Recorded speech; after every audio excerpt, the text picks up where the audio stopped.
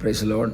ದೇವರ ಅತಿ ಪರಿಶುದ್ಧ ನಾಮಕ್ಕೆ ಸ್ತೋತ್ರವಾಗಲಿ. ಮತ್ತೊಂದು ದಿನವನ್ನು ಕಾಣುವಂತೆ ದೇವರು ನಮಗೆ ಕೃಪೆ ಮಾಡಿದ್ದಕ್ಕಾಗಿ ಸ್ತೋತ್ರ. ಆತನು ಮಾಡಿದೆಲ್ಲ ಉಪಕಾರಗಳಿಗಾಗಿ, ಎಲ್ಲ ಆಶೀರ್ವಾದಗಳಿಗಾಗಿ ದೇವರಿಗೆ ಸ್ತೋತ್ರವನ್ನು, ಮಹಿಮೆಯನ್ನು ಸಲ್ಲಿಸ್ತಾ ಇದ್ದೇನೆ.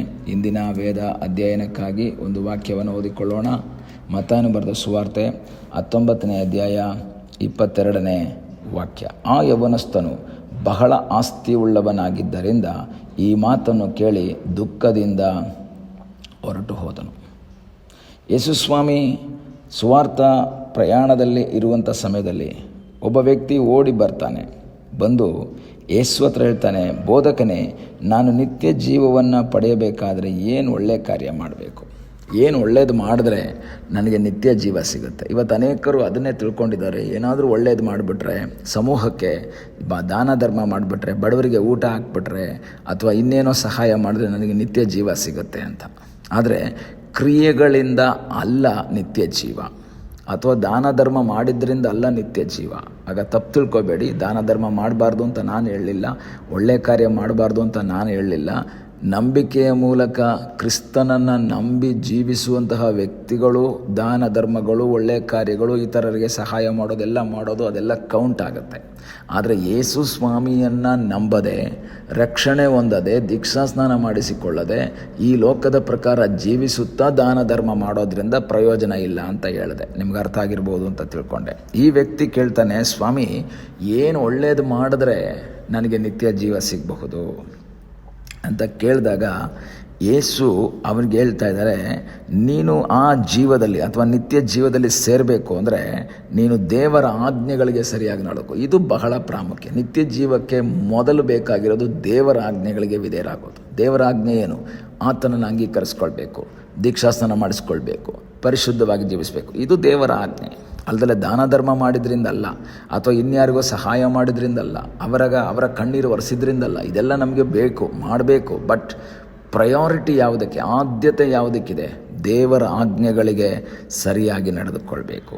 ಅವನು ಕೇಳ್ತಾನೆ, ಅದು ಯಾವುದು ಸ್ವಾಮಿ ಅಂತ ಕೇಳ್ತಾ ಇದ್ದಾನೆ. ಯಾವುದದು ಅಂತ ಕೇಳಿದಾಗ ಯೇಸು ಹೇಳ್ತಾರೆ, ದಶಾಜ್ಞೆಗಳಲ್ಲಿರುವಂತಹ ಕಾರ್ಯಗಳನ್ನ ಹೇಳ್ತಾನೆ. ಆಗ ಆ ಯೌವನಸ್ಥನ ಹೇಳ್ತಾನೆ, ಸ್ವಾಮಿ, ಇವೆಲ್ಲ ಕರೆಕ್ಟಾಗಿ ನಾನು ನಡೀತಾ ಇದ್ದೀನಿ. ನಾನು ಯಾರಿಗೂ ನರಹತ್ಯ ಮಾಡಿಲ್ಲ, ಯಾರಿಗೂ ಮೋಸ ಮಾಡಿಲ್ಲ, ಯಾರ ವಸ್ತುನೂ ಕದ್ದಿಲ್ಲ, ಸುಳ್ಳು ಸಾಕ್ಷಿ ಹೇಳ್ತಾ ಇಲ್ಲ, ನನ್ನ ತಂದೆ ತಾಯಿನ ಸನ್ಮಾನಿಸ್ತಾ ಇದ್ದೇನೆ, ನೆರೆಯವನನ್ನು ಪ್ರೀತಿ ಮಾಡ್ತಾ ಇದ್ದೇನೆ, ಯಾರು ನನಗೆ ವಿರೋಧಿಗಳಿಲ್ಲ, ಎಲ್ಲ ಕರೆಕ್ಟಾಗಿ ಮಾಡಿದ್ದೀನಿ ಸ್ವಾಮಿ ಅಂತ ಇವನು ಹೇಳ್ತಾ ಇದ್ದಾನೆ.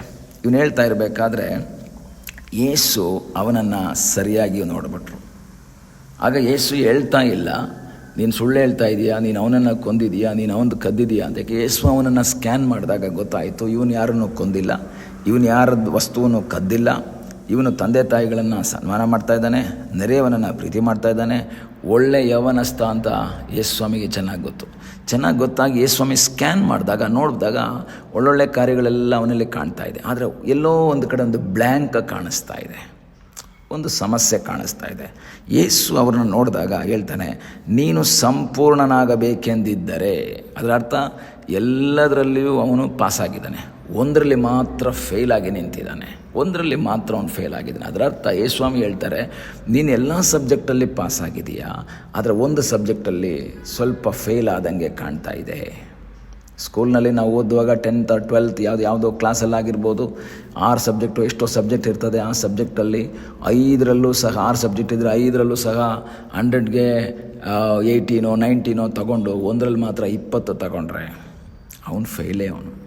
ಬಾಕಿ ಎಲ್ಲ ಮಾಡಿದ್ದಾನೆ, ಎಲ್ಲ ಪಾಸಾಗಿದೆ. ಕನ್ನಡ ಪಾಸಾಗಿದೆ, ಇಂಗ್ಲೀಷ್ ಪಾಸಾಗಿದೆ, ಮ್ಯಾಥ್ಸ್ ಆಗಿದೆ, ಸೈನ್ಸ್ ಆಗಿದೆ, ಸೋಷಲ್ ಆಗಿದೆ, ಅಥವಾ ಹಿಂದಿ ಯಾವುದೋ ಒಂದು ಇಲ್ಲ, ಯಾವುದೋ ಒಂದು ಸಬ್ಜೆಕ್ಟಲ್ಲಿ ಫೇಲ್ ಆಗಿದ್ದಾನೆ. ಅವನು ಫೇಲೇ. ಇವನಿಗೆಲ್ಲ ಇದರಲ್ಲಿ 80 ಇದೆ ಅಂತ ಹೇಳ್ಬಿಟ್ಟು ಯಾರೂ ಪಾಸ್ ಮಾಡಲ್ಲ. 20 ತಗೊಂಡವನ್ನ ಅವನು ಫೇಲೇ.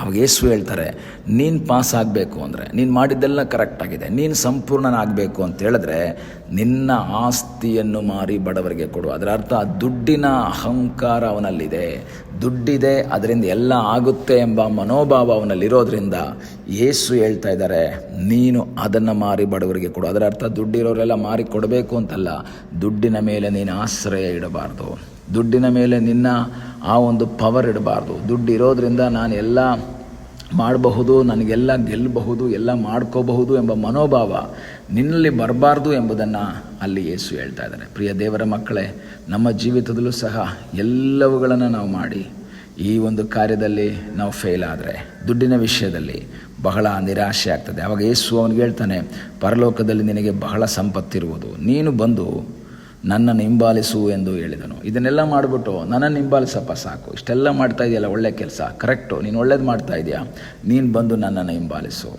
ಇದನ್ನು ಕೇಳಿದಾಗ, ಆಯಿತು ಸ್ವಾಮಿ, ನಾನು ಮಾರ್ಬಿಟ್ಟು ಬರ್ತೀನಿ ಅಂತ ಹೇಳಲಿಲ್ಲ. ಅವನು ಬಹಳ ಆಸ್ತಿ ಉಳ್ಳವನಾಗಿದ್ದರಿಂದ ಈ ಮಾತನ್ನು ಕೇಳಿ ದುಃಖದಿಂದ ಹೊರಟು ಹೋದನು. ದುಃಖ ಆಯಿತು ಅವನಿಗೆ. ಸ್ವಾಮಿ ಇನ್ನೇನಾದರೂ ಹೇಳಿದ್ದಿದ್ರೆ, ಒಂದು ವೇಳೆ ನೀನು ಸಂಪೂರ್ಣನಾಗಬೇಕು ಅಂತ ಹೇಳಿದ್ರೆ ನಿನ್ನ ಆ ಆಸ್ತಿಯಲ್ಲಿ 1 ಕೋಟಿ ಚರ್ಚಿಗೆ ಕೊಡು, ಸೇವೆಗೆ ಅಂತ ಕೊಡು, ಇಲ್ಲ ತಿಂಗಳ 10,000 ರೂಪಾಯಿ ಕೊಡು, ಅವನು ಸಂತೋಷ ಆಗಿಬಿಡ್ತಿದ್ದ. ಆಯಿತು ಸ್ವಾಮಿ, 10 ಅಲ್ಲ 20,000 ಕೊಡ್ತೀನಿ ಅಂತ ರೆಡಿ ಇದ್ದ ಅವನು.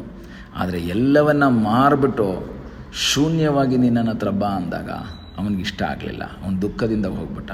ಪ್ರಿಯ ದೇವರ ಮಕ್ಕಳೇ, ಹಣದ ಮೇಲಿರುವಂಥ ವ್ಯಾಮೋಹ, ಹಣದ ಮೇಲಿರುವಂತಹ ಆಸೆ ನಮ್ಮಿಂದ ತೆಗೆದುಹಾಕಿ ದೇವರ ಆಜ್ಞೆಗಳಿಗೆ ವಿಧೇಯರಾಗಿ ಬದುಕುವುದಾದರೆ, ದೇವರ ಮೇಲೆ ಆಶ್ರಯ ಇಟ್ಟು ಬದುಕುವುದಾದರೆ ನಿತ್ಯ ಜೀವ ನಮಗೆ ಸಿಗ್ತದೆ. ಕಣ್ಣುಗಳನ್ನ ಮುಚ್ಚೋಣ, ಪ್ರಾರ್ಥನೆ ಮಾಡೋಣ. ನಮ್ಮನ್ನು ಬಹಳವಾಗಿ ಪ್ರೀತಿ ಮಾಡುವ ಯೇಸುವೇ, ಈ ಸಮಯಕ್ಕಾಗಿ ಸ್ತೋತ್ರ. ಮತ್ತೊಂದು ಸಾರಿ ನಿನ್ನ ವಾಕ್ಯದ ಮೂಲಕ ನಮ್ಮ ಸಂಗಡ ಮಾತನಾಡಿದ್ದಕ್ಕಾಗಿ ಸ್ತೋತ್ರ. ನಿನ್ನಲ್ಲಿ ಆಶ್ರಯಿಸಿ ನಿನ್ನನ್ನು ಆತುಕೊಂಡು ಮುಂದೆ ಸಾಗುವಂತೆ ನೀನು ನಮಗೆ ಕೃಪೆ ಮಾಡು. ಪ್ರಾರ್ಥನೆಯನ್ನು ಕೇಳಿದ್ದಕ್ಕಾಗಿ ಸ್ತೋತ್ರ. ಯೇಸುವಿನ ಮುದ್ದಾದ ಹೆಸರಿನಲ್ಲಿ ಬೇಡಿಕೊಳ್ಳುತ್ತೇವೆ ನಮ್ಮ ಪ್ರೀತಿಯ ತಂದೆಯೇ. ಆಮೇನ್. God bless you.